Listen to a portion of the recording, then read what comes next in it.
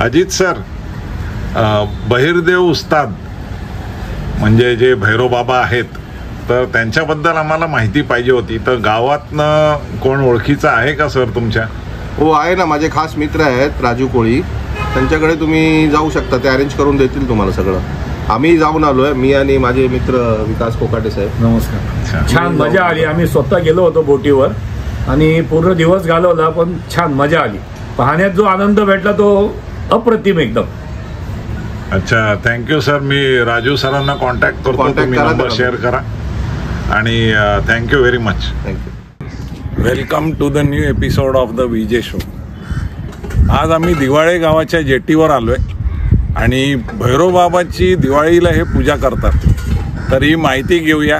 आणि आमच्याबरोबर आहेत राज कोळी, एकदम स्टायलिस्ट आहेत. तुम्हाला भेट करून देतो. नेहमी आम्ही फॅन आहे त्यांचे. एकदम स्टाईलमध्ये राहणं, जगणं, मजा येते त्यांना बघितल्यावर. तर आणि तिथले अजून लोकल दोघा तिघांशी आपण भेट करूया, त्यांच्याकडनं माहिती घेऊया. खरंच चांगली माहिती आहे. आणि अशी आगळी वेगळी पूजा दिवाळीला जे करतात भैरोबाबाची, त्याच्याबद्दल आपण माहिती घेऊया. Sir please. हाय, माझं नाव कृष्णा शांताराम कोळी. सर, थोडी माहिती द्या भैरोबाबांबद्दल. कशी तुम्ही पूजा करता आणि किती जुनी आहे प्रथा, सगळं थोडंसं सांगितलं लोकांना तर बरं होईल. आज बोललं तर आमचं 250 ते 300 वर्षापासून ही परंपरा चालू आहे. आणि आम्ही वर्षाच्या म्हणजे 14शीला आम्ही देव आणायला जातो पाण्यामध्ये. आणि ते शोधून देव आणल्यानंतर दुसऱ्या दिवस आमची पालखीचा दिवस असतो. मौज मस्त्या करत आपल्या गावातली सगळी मंडळी, आम्हाला सगळ्यांची साथ असते. हां, आणि तिसरा दिवस म्हणजे विसर्जनाचा दिवस, तो म्हणजे मानाचा दिवस असतो. तो मानाचा दिवस सगळ्या आमच्या दिवाळी गावाचे बंधू भगिनी सर्व जल्लोषाने साजरा करतात. अशी आमची दिवाळी गावाची परंपरा आहे. नाही, छान आहे. तर ती पर्टिक्युलर कोणाच्या घरी आणतात की मंदिरामध्ये, कसं करतात? मग कोणाच्या घरी म्हणजे टांडेल परिवार आहे आमचा, टांडेल परिवार, त्यांच्या घरी. त्याला मंदिर वगैरे काय नाही. अच्छा. हां, अच्छा. घरामध्येच 2.5 दिवसाचा पाहुणा असतो. हां. त्या वेळेनुसार हे बघ, हे समोरच आहेत, यांच्या घरी असतं. यांच्या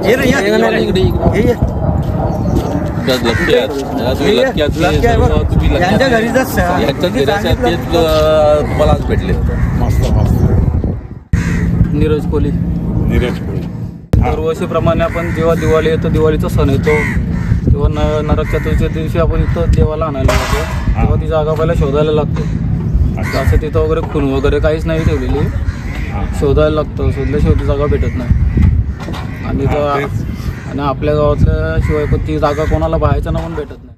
नरक चतुर्थीच्या दिवशी आपला देव येतो गावात. दुसऱ्या दिवशी लक्ष्मी पूजनला आपली गावातली पालखी असते. संध्याकाळी 7 ते 10 वाजेपर्यंत पालखीचा सोहळा असतो. त्याच्यानंतर तिसऱ्या दिवशी रात्री मानाचा दिवस चालू होतो. तिसऱ्या दिवशी आपला मानाच्या दिवशी विसर्जनचा टाईम असतो. दुपारी आपण 12:30 पावणे 1ला पालखी काढतो विसर्जनला. 12:30च्या नंतर 3-3:30पर्यंत आपली पालखी बंद राहत जाते. त्याच्यानंतर आपला कार्यक्रम चालू होतो विसर्जनचा. तिकडनं होडी निघल्यावर मग सर्व होड्या येतात बाहेरचे गावातले. त्यांना जाता सर्वांना दर्शन वगैरे होतं. तिकडं गेल्यावर मग देवाचं विसर्जन. यावेळेस तर खूप लांबनं सगळ्या होड्या आल्या होत्या सांगतात. दरवर्षी असतातच, गावातल्या असतात, बाहेरच्या असतात. दरवर्षी जवळजवळ 200 ते 300 होड्या येतात तिथं समुद्रामध्ये. वाशी आणि एलिफंटामध्ये तुम्ही बघा, वाशी आणि एलिफंटाच्या मध्ये तुम्हाला बोटीच बोटी दिसतील. करंजापासून तर पनवेल बिनवेल सगळेपर्यंत सगळे उरण मोरा माहुल ट्रॉम्बे सगळ्याकडून येतात लोक. मला पण कोणी चेंबूरवाल्याने टॅग केलं होतं, तेव्हापासून मी राज सरांना सांगत होतो आम्हाला त्याच्याबद्दल माहिती ब्लॉगर वगैरे भरपूर आहेत.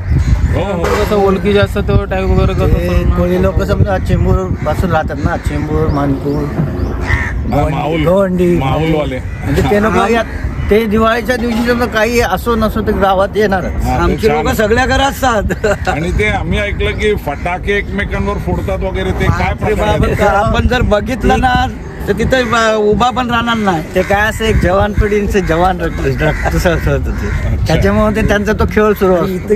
हा, मी असं ते- समोर म्हणजे एखादा राम लक्ष्मणासारखं ते लढाई चालू होते तशी ती एक मैदान आहे आमच्या गावात. त्या गावात अशी कोपऱ्याला उभं असतात ते लोक मग एकामेकाच्या अंगावर. एकमेकांवर फटाके मी बघितलं, मला आश्चर्य वाटलं. आमच्या गावामध्ये देव आला तरच फटाके वाजतात. अच्छा हा, देव आल्यानंतर फटाका वाजायला सुरुवात होतात. आणि ते बोललं तर नवी मुंबईमध्ये जेवढ्या फटाक्या फुटत नसतील हो, हो. तेवढ्या फटाक्या 2-3 दिवसातच फुटतात आमच्या इथे गावात. 3 दिवस एकदा देव बंदरावर पोहोचला की इकडे समशानासारखं शांत असतं. अरे बाकी काय नाही, नाही. बरोबर अटॅचमेंट असते ना, हा. एवढ्या वर्षाची आहे असं. आणि, देव जर भेटला ना हे तर पण आमच्या गावात आश्चर्य. कोण नाही फटाक्या वाजवणार असं आहे. 3 दिवसाचं एका वर्षाचं 3 दिवसात आणि करायचं. परत विसर्जन होतं त्याचं. विसर्जन होत त्या जागेवरच 2.5 दिवस फक्त आमच्या गावात असतो. 2.5 दिवसात म्हणजे अर्धा दिवस त्याला अर्ध्या दिवसात तो बंदरावर पोहोचतो. म्हणजे त्याचं विसर्जन तिथून सुरू होतं. नाही छान आहे. अजून काही स्पेशल माहिती त्यांच्याबद्दल? त्याची स्पेशल माहिती म्हणजे भरपूर होती. पहिल्यांदा असे फोटोग्राफर वगैरे यायचे, फोटो काढायचे, कोणती येत नसत, कॅमेरे जाळायचे. अच्छा.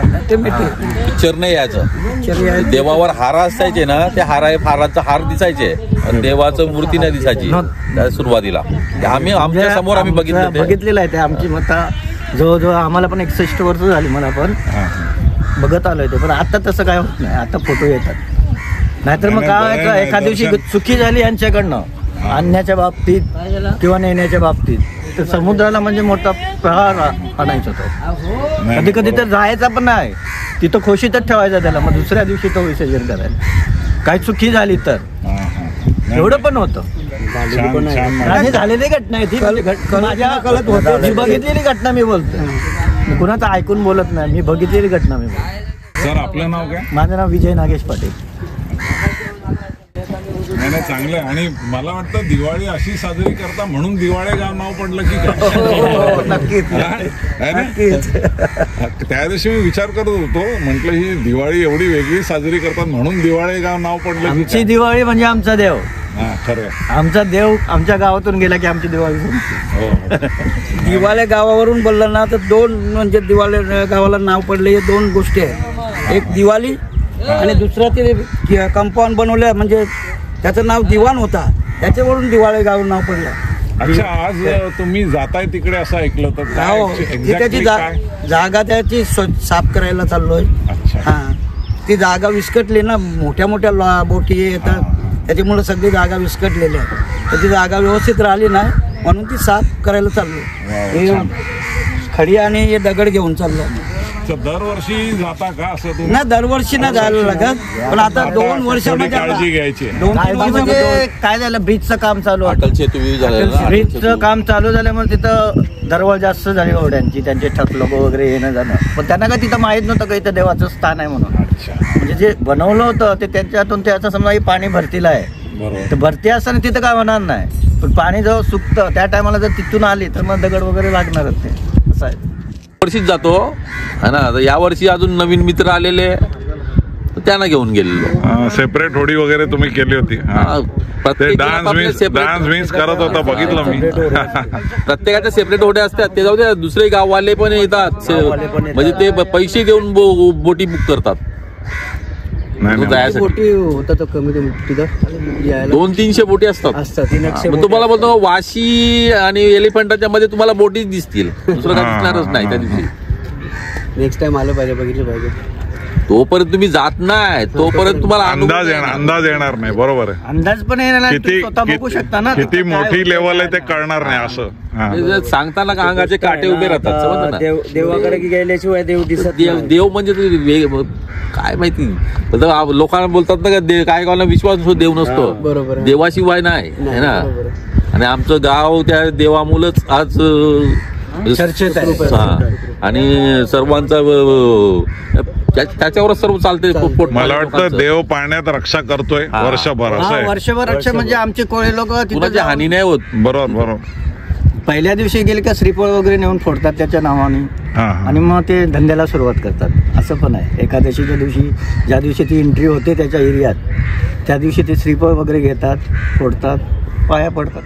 आपला एलिफंटाची जी टेकडी आहे समोरची, हा. त्याच्या म्हणजे बाजूला त्याचं स्थान आहे. जो अच्छा, ब्रिज आत्ताचा जो तयार झाला आहे, म्हणजे ब्रिजला बरोबर चिटकून राहतो. अच्छा अच्छा. त्याची एक अशी कथा होती, पहिल्यांदा जुनी लोक जेव्हा जायचे आणायला, त्या टायमाला त्या देवाच्या खाली एक 2-3 मासे भेटायचे. पहिला अच्छा. देव कधीच भेटत नव्हता, पहिला ते मासे भेटायचे आणि त्याच्यानंतर मग तो देव भेटायचा. मग त्याला उचलून ते होडीत घेऊन साफसफाई करून शेंदूर लावून मग त्याची स्वारी गावात. मस्त. आणि विसर्जन पण तिथेच. हा, सेम जागी विसर्जन करतात आणि एक कसं असतं ते वर्षाने वर्षभर तो पाण्यात असतो. पूर्ण वर्ष पाण्यात राहतो. जे पूर्ण वर्ष झाल्यानंतरच त्याला आणतात. म्हणजे ज्या दिवशी त्याला सोडतात त्याच्या 2 दिवस अगोदर पहिला घेऊन येतात. म्हणजे 3 दिवस तो ते भरपूर हे होत असेल, सापडत नसेल किंवा काय. त्याला नाही, आता सापडायचं वर्षानुवर्ष जातात ना, अंदाज आला. सापडायचं एक वैशिष्ट्य आहे का गावातला जो जाणकार माणूस असतो त्याला माहिती असतो. दुसरा कुणी तिथं किती बुड्या मारल्या तरी त्याचा काही फरक पडत नाही त्याला. तो उरण करंजापासून वसईपर्यंत जे गावायला गेले आहेत त्यांना कोणालाच नाही सापडत. त्यांना प्रयत्न पण केला त्या लोकांनी भरपूर, म्हणजे नेण्याचा पण नाही बसत. नाही, कोणालाच भेटत नाही या गावात. आमच्या गावात चंदू म्हणून एक आहे, चंद्रकांत कोळी, देवकर चंद्रकांत देवकर, त्याच्या हाताला तो लागतो जास्त त्याच्या हाताला. अच्छा. मी म्हणजे तो एक्सपिरियन्स आणि बरोबर त्याला माहिती आहे का कुठल्या जागी देव असणार. बरोबर. असं बऱ्याच वर्षाचा अनुभव आहे ना. मस्त मस्त. आणि राज सरांना पण थँक्यू की तुमची सगळ्यांची भेट करून दिली. बरं वाटलं. तुम्ही आज लक्की आहात का हे लोक जे सगळे भेटले. त्यांच्या घरात देव येतो तेच भेटले आणि जाणार आहेत म्हणून. हा, नाही मस्त. बरं आहे. तिथं देवाच्या स्थानावर जाणार आहेत ते. नाही छान. Thank you very much. तुम्हाला स्वतःची कुठे माहिती द्यायला कोणाला भेटत नाही. आम्हाला तर वेळच नसतो. पूर्ण नाही बरं. करण्यामध्येच ते देवाची सेवा करण्यामध्येच आमचं जातो. आणि आमच्या घरी कोणी पाहुणा आला ना तर त्याची पण आम्ही सेवा करू शकत नाही, कारण आम्ही तिथं देवाजवळच असतो. नाही बरोबर. आम्ही पाहुण्या माणसाचा पाहुणचार पण करू शकत नाही. हा, दिवाळीला थोडं पाहुणे येणं जाणं होत असतं. नाही होत असं, पण ते नंतर आम्हाला तिथं भाऊबीजेला. राहायला लागतं ना. नाही बरोबर आहे. देवाची सेवा करण्यामध्येच जातो आम्ही. आणि 3 दिवस आम्ही मच्छी पण नाही खात आम्ही. अरे वा. म्हणजे तिथं देवाचं काम असं, देवाचा हात लागतो. बरोबर. मच्छी पण नाही खात आम्ही. आमचे जे कुटुंबदार आहेत ना, तांडेल परिवार, ते मच्छी पण नाही खात. खूप छान, मस्त. Thank you sir. Thank you very much. सगळ्यांना धन्यवाद.